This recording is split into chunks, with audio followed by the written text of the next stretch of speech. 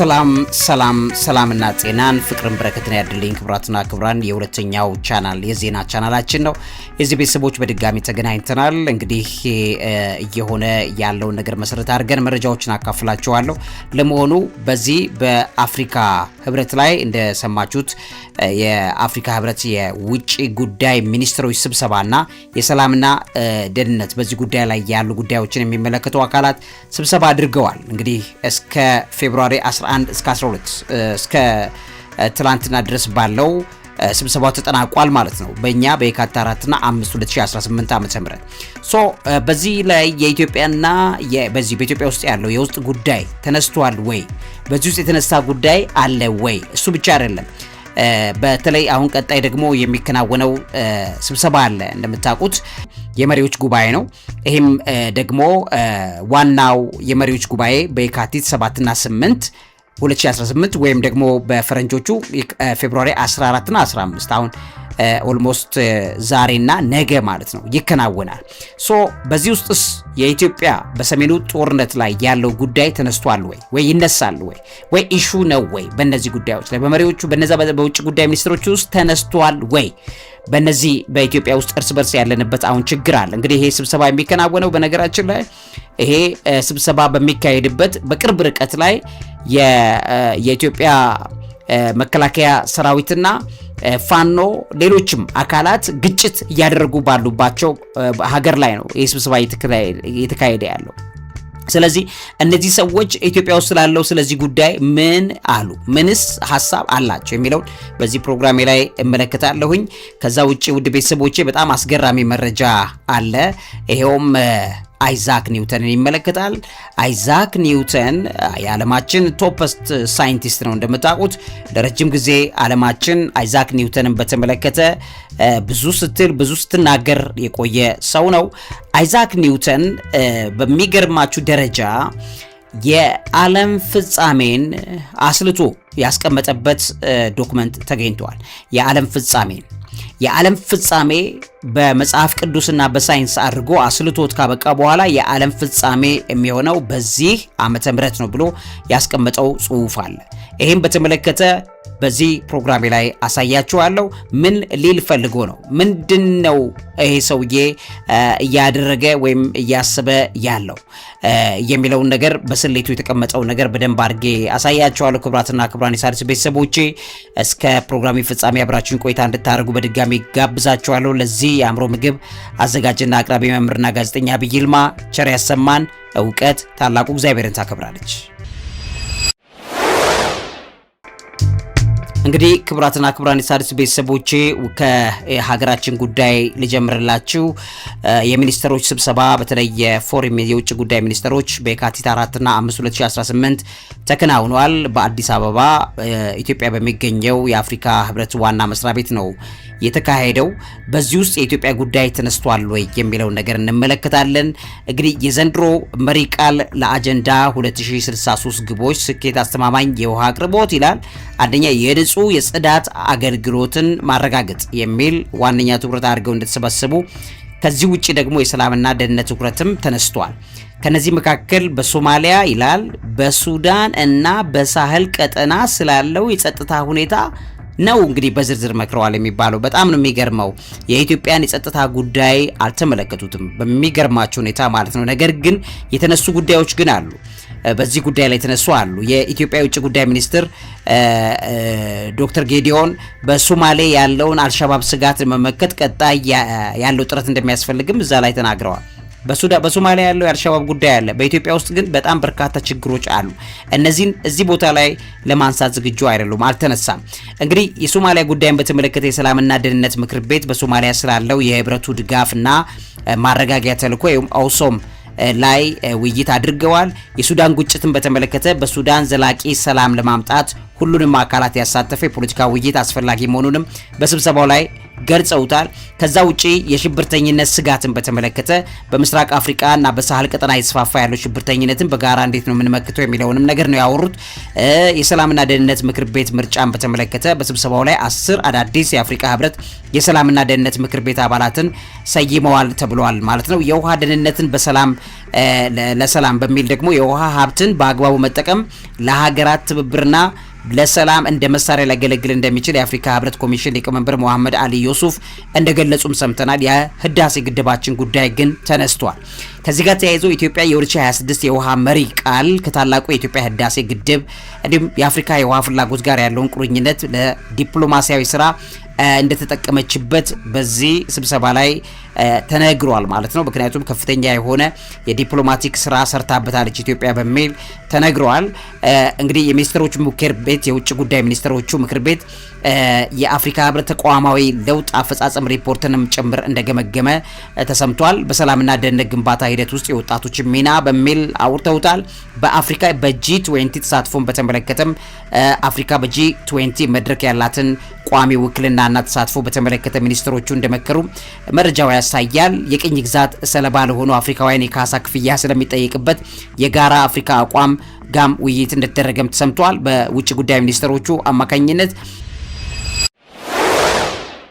የአፍሪካ በተባበሩት መንግስታት ድርጅት የጸጥታው ምክር ቤት ቋሚ ወንበር እንዲኖራት የሚደረገውም ጥረት ላይ አንዱ የውይይት አጀንዳ እንደነበረም ተነግሯል። በሚኒስትሮቹ ስብሰባ የካቲት 7 እና 8 አሁን በተለይ በፌብሩዋሪ 14 እና 15 ማለት ነው በፈረንጆቹ ለሚካሄደው 39ኛው የአፍሪካ ህብረት መሪዎች ጉባኤ አጀንዳዎችንም እንዳጸደቀ ተነግሯል ማለት ነው። ከዚህ ውጪ እንግዲህ የኢትዮጵያ የውጭ ጉዳይ ሚኒስትር የአፍሪካን አንድነት ለመሸርሸር የሚሞክሩ የውጭ አካላት አዳኝ እንቅስቃሴዎች ወይም ፕሬዲተሪ ሙቭስ በሚል ገልጸውታልና ይሄንን የማስጠንቀቅ አይነት ነገር እንዳለበት እዛ ላይ ያስቀመጡት ነገር ተናግረውታል ማለት ነው።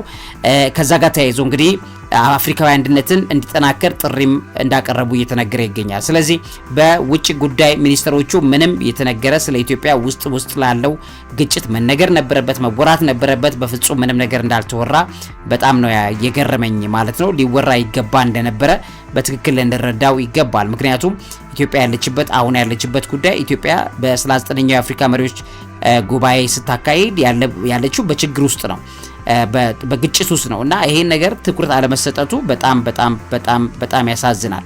ከዛ ውጪ የአፍሪካ የመሪዎቹ ጉባኤም ደግሞ አሁን ነው የሚከናወነው።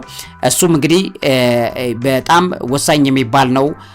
በእነዚህ 2 ቀናቶች ውስጥ ዛሬና ነገ ይከናወናል። እንግዲህ ይሄ 39ኛው የአፍሪካ መሪዎች የህብረት የመሪዎች ጉባኤን በተመለከተ የካቲት 7 እና 8 የሚከናወነው በአዲስ አበባ በኢትዮጵያ አፍሪካ ህብረት ዋና መስሪያ ቤት በሚገኘው የማንዴላ ስብሰባ አዳራሽ እንደሆነ እየተነገረ ነው። አጀንዳ 2063 ነው የሚለው ግቡ። ይህም ማሳካት ዘላቂ የውሃ አቅርቦትና አስተማማኝ የንጽህና አጠባበቅ ስርዓቶችን ማረጋገጥ የሚል ነው እና ይህም በተመለከተ የኢትዮጵያ ጉዳይ እዚህ ላይ አልተጻፈም በአጀንዳ ደረጃ ማለት ነው። የሰላምና የደህንነት ምክር ቤት ወይም ፒኤስሲ የሚባል ሰብሳቢ ያለ የካቲት 2026 የሰላምና ደህንነት ምክር ቤቱን በሊቀመንበርነት የምትመራው ግብጽ ሆናለች ማለት ነው። ምክር ቤቱ እንግዲህ የካቲት 5 2026 ዓ.ም ባካሄደው 1330ኛው ስብሰባ በሱዳን ስላለው ግጭትና ሰብአዊ ቀውስ እንደተወያየም ጭምር እየተነገረ ነው ያለው። የሶማሊያ ሁኔታም ተነስቷል። አልሸባብ የሽብር ስጋትና የሶማሊያ ሽግግር ወቅት የጸጥታ ጉዳዮች በስብሰባው ላይ ትኩረት ተሰጥቶበት እንደተነገረ ተሰምቷል። ኢትዮጵያ በሶማሊያና በሱዳን ሰላምን ለማምጣት እያደረገችው ላለችው ጥረት መስዋዕትነት እንደከፈለች በስብሰባው ላይ ኢትዮጵያ በዛ ላይ መግለጿ ተሰምቷል። በሰላምና ደህንነት ስራዎች ላይ ወጣቶች ተሳትፎ እንዲጨምር በተለይ APSSA የሚባል 2026 የአፍሪካ ሰላምና የደህንነት መዋቅር የሚባል ማለት ነው የስራ እቅድና የአመራር ደንቦች ውይይት ይደረግበታል ተብሎ ነው የሚጠበቀው። እንግዲህ ከዚህ ጋር ተያይዞ በዚህ በቀጣዮቹ 2 ቀናት የሚደረገው ስብሰባ የ55 የአፍሪካ ሀገራት መሪዎች፣ የተባበሩት መንግስታት ዋና ጸሐፊ አንቶኒዮ ጉተሬዥ፣ ሌሎችም ዓለም አቀፍ ድርጅቶች ይሳተፉበታል። የአፍሪካ ነጻ የንግድ ቀጠናን በተመለከተም እዚህ ቦታ ላይ ትልቁ ነጥብ ይሆናል። የፋይናንስ ማሻሻያዎችን በተመለከተም የሚነገር አለ። የጂ20 አባልነትን በተመለከተ አፍሪካ በጂ20 ያላትን ቋሚ መቀመጫ ውጤታማ ለማድረግ የሚቻልበትን መንገድ ላይ ይወያያሉ ተብሎ ይጠበቃል። ኮፕ 32 ዝግጅትን በተመለከተ ኢትዮጵያ በ2027 ለምታስተናግደው የኮፕ 32 የአየር ንብረት ጉባኤ ቅድመ ዝግጅት በስብሰባው ጎን ይነሳል ተብሏል እና እነዚህ ጉዳዮች ናቸው እንጂ የኢትዮጵያ የውስጥ ጉዳይ እንዳልተነሳ ሰምተናል። በጣም ነው ያዘንኩት። እንግዲህ ክቡራትና ክቡራን የሣድስ ቤተሰቦቼ አይዛክ ኒውተንን በተመለከተ የሚገርም ነገር ነው የሰማነው። እንግዲህ ይሄ ሰውዬ በብዙ መልኩ ሳይንሳዊ ነገሮች ላይ ብዙ ነገር የሰራ ብዙ የሚታወቅ ሰው ነው አይዛክ ኒውተን። አሁን ይፋ በሆነለት ዶክመንት ላይ ሲታይ የዓለም ፍጻሜ መቼ ሊሆን እንደሚችል አድርጎ ያሰላበት ስሌት ተገኝቷል ማለት ነው። እንግዲህ ይህም በተመለከተ ኒውተን ይህንን ግምት ያስቀመጠው በሳይንሳዊ ቀመር አይደለም። መጽሐፍ ቅዱስን በተለይም የትንቢተ ዳንኤልና የዮሐንስን ራእይን በጥቅል በማጥናት እንደሆነ ተነግሯል። የተገኘውም ሰነድ ትንቢት የተገኘውም በ1704 ዓ.ም በጻፈውና ለብዙ ዓመታት ተደብቆ የቆየ በእጅ ጽሑፉ ወይም ማኑስክሪፕት ላይ እንደሆነ ታውቋል ማለት ነው። በሚገርማችሁ ሁኔታ የኒውተን የዓለም መጨረሻን መቁጠር የሚጀምረው የካቶሊክ ቤተክርስቲያን ስልጣን የያዘችው ከ800 ዓመተ ምህረት ወይም ከቻርለማኝ ዘመን ጀምሮ ነው ብሎ አምኖ እዛ ላይ ያስቀምጣል። ከዛ በ1260 ዓመታት ስሌት ያስቀምጣል። ከዛ በመጽሐፍ ቅዱስ ውስጥ የሚገኘው ዘመናትና የዘመን እኩሌታ የሚለውን ቃል 1260 ዓመታት እንደሆነ ይተረጉማል። ከዛ ከ800 ዓመታት ጋር በመደመር 2060 ላይ ያደርሰዋል ማለት ነው። ከዛ እዛ ላይ እንግዲህ ኒውተን የዓለም ፍጻሜ ሊሆን የሚችለው ብሎ ያስቀመጠው በ2060 እንደሆነ ታያላችሁ ማለት ነው። በ2060 የዓለም ፍጻሜ አተረጓጎም በተመለከተ ያስቀመጠው ኒውተን በ2060 ትጠፋለች ብሎ ለማስፈራራት እንዳልሆነ ያስቀምጣል። ዓለም በቅርቡ ታበቃለች የሚሉ ሰዎችን ስህተት ለማረጋገጥና ስህተት ነው። እዛ ሰዓት ላይ ዓለም በቅርቡ ብለው ያሉት ትክክል አይደለም፣ ረጅም ርቀት ነው። ልክ ነው። እሱ ከነበረበት በጣም ረጅም ዓመት ነው። የዛ ሰዓት እሱ በነበረበት ሰዓት ላይ ይሄን ያክል እንደዚህ ቅርብ ነው ብሎ ሰዎች ሲናገሩ ያንን አስልቶ ሊያሳያቸው 2060 ዓመተ ምህረት ነው የዓለም ፍጻሜ የሚሆነው በዚህ ስሌት ብሎ ያስቀመጠበት ዶክመንት ነው የተገኘው። እንግዲህ ከዚህ ጋር ተያይዞ የዓለም መጨረሻ ትርጉም በተመለከተ ኒውተን ሲያስቀምጠው እዛ ቦታ ላይ መጨረሻ ማለት የሰው ልጅ መጥፋት ሳይሆን የክርስቶስ ዳግም ምጽአትና ለሰላም 1000 ዓመት ንግስና መጀመር ነው በሚል ያስቀምጠዋል። የ1000 ዓመት ጊዜን በተመለከተ ያስቀመጠውን ነገር እዛ ጋር ይጠቁማል።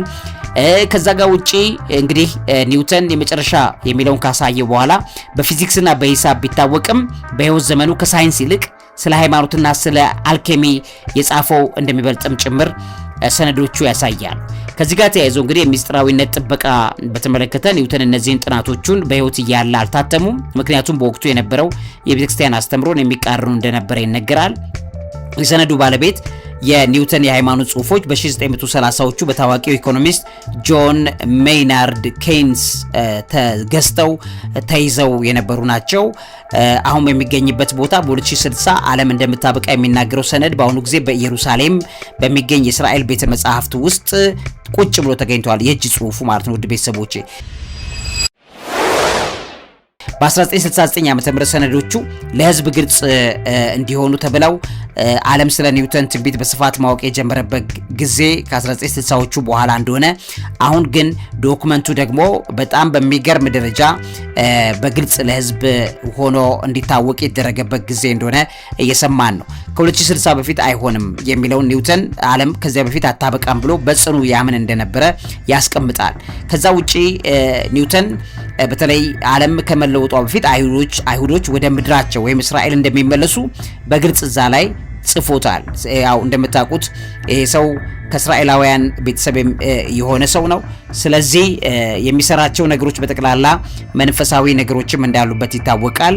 ኒውተን በዛ ጊዜ ላይ እንግዲህ ዓለም ዛሬ ነገ ታበቃለች የሚሉ ሰዎች ቅዱስ ቃሉን ያቀላሉ ብሎ ይተች የነበረ ሰው እንደሆነም ተጽፏል። ምንም እንኳን ሃይማኖታዊ ቢሆንም ስሌቱን ለማውጣት የተጠቀመበት መንገድ ልክ እንደ ሂሳብ ቀመር የተደራጀ እንደሆነም ጭምር ያስቀምጣል። አፖካሊፕስ በሚል ኒውተን ለ2060 ክስተቱ ታላቁ መከራ የሚያበቃበትና አዲስ መንፈሳዊ ዘመን የሚጀምርበት ነው ብሎም አስቀምጦታል። ከዛ ጋር ተያይዞ ኒውተን እንግዲህ በጽሁፎቹ ላይ በ2060 ዓመተ ምህረት እንደዋና መነሻ ቢጠቅስም እንደሌላ አማራጭ 2016 ላይ ሊሆን የሚችልበትም ነገር ሊፈጠር ይችላል ብሎም አስቀምጦታል ማለት ነው። የጊዜው ተጽዕኖ እንግዲህ ኒውተን በኖረበት በ17ኛው ክፍለ ዘመን ሳይንስና ሃይማኖት እንደዛሬው ተለይተው አይታዩም ነበር። የሚገርማችሁ እሱ ብቻ አይደለም። እሱ በተለይ የመጨረሻው ጠንቋይ የሚባል ስምን በተመለከተ ጆን ሜይናርድ ኬይንስ የኒውተንን ሚስጥራዊ ጽሁፎች ካነበበ በኋላ ኒውተን የመጀመሪያው ሳይንቲስት ሳይሆን የመጨረሻው ጠንቋይ ነው ብሎ አስቀምጦታል ማለት ነው። እና በ2060 ዓመተ ምህረት እየቀረበ ሲመጣ የሳይንስ ማህበረሰቡና የታሪክ ተመራማሪዎች በኒውተን ትንቢት ላይ ያላቸው ፍላጎት እየጨመረ መምጣቱ አሁን እየተነገረ ነው ያለው። ምክንያቱም በግልጽ ኒውተን ያስቀመጣቸው ነገሮች እየሆኑ ነው ያሉት። 2060 ብሎ አስቀምጦታል አስልቶ። እንግዲህ አሁን በፈረንጆቹ አቆጣጠር 2026 ነው። ከዛ ስታቀናንሱና ስታዩት 34 ዓመታት ነው በሱ ስሌት መሰረት ምድራችን የሚቀረው። ያሉት ምልክቶች እውነት ለመናገር የዓለም ፍጻሜ በከፍተኛ ሁኔታ እየተፋጠነ እንደሆነ ያሳያል። እሱ ኒውተንም አለውም አላለውም የዓለም ፍጻሜ እየተፋጠነ ነው። ነገር ግን አሰላሉ ግን ከሞላ ጎደል በጣም የተቀራረበ በእኛ ዘመን ላይ የተቀራረበ በሱ በ18ኛው ክፍለ ዘመን ያንን ነገር ሲያር 17ኛው ክፍለ ዘመን እሱ ኒውተን በኖርበት 17ኛው ክፍለ ዘመን በ16 ምናምን ዓመተ ምህረት አካባቢ የነበረውን ነገር እዚህ ጋር አይታችሁ እንግዲህ አስቡት ከ300 ከ400 ዓመታት በኋላ ዓለም በዚህ ደረጃ ላይ ሆና ሲታይ የዛ ሰዓት ላይ ከ300 ዓመታት ቀደም ብሎ በነበረው ሰዓት ላይ በ400 ዓመታት ቀደም ብሎ በነበረው ጊዜ ላይ የዓለም ፍጻሜ 2060 ይሆናል ብሎ መገመት በራሱ አሁን ለኛ ዘመን በጣም ቅርብ ነው። ለዛ ዘመን ግን በጣም ሩቅ ነው እና ያንን ነገር ማሳየት መቻል መንፈሳዊ አእምሮ ይፈልጋል እና የሰውየው መንፈሳዊ አእምሮን ያለው ሰው እንደነበር የሚነገረው ነገር በተመለከተ ያው በግማሽ አይናችን እንድናየው ያስችለናል የሚለው መረጃ ላካፍላችሁ ነው። በሱ ስሌት መሰረት እንግዲህ ዓለማችን ልትቀር የምትችለው 34 ዓመታት ይሆናል በማለት ማየት ይቻላል ማለት ነው። ግን ቀኒቱና ሰዓቱ ማወቅ የሚችለው እግዚአብሔር ብቻ ነው። እኛ ዘመኑን መገመት እንችላለን። ዘመኑን መዋጀት፣ በዘመኑ ላይ መጠንቀቅ፣ በዘመኑ ላይ ራሳችንን መጠበቅ እንደምንችል ግን መታወቅ አለበት ማለት ነው። ውድ ሣድስ ቤተሰቦቼ ለዚህ የአእምሮ ምግብ አዘጋጅና አቅራቢ መምህርና ጋዜጠኛ ዐቢይ ይልማ ስለተከታተላችሁኝ እግዚአብሔር ያክብርልኝ። እውቀት ታላቁ እግዚአብሔርን ታከብራለች።